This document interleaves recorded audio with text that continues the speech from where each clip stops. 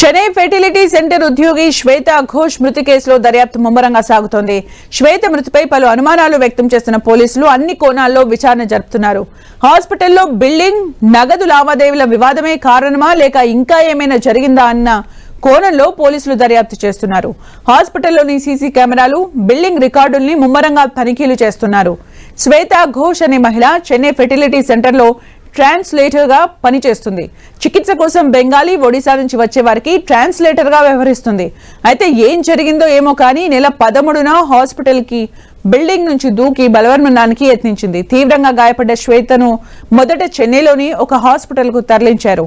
అయితే పరిస్థితి విషమించడంతో తిరుపతిలోని రుయా హాస్పిటల్ కు తరలించి చికిత్స అందించారు.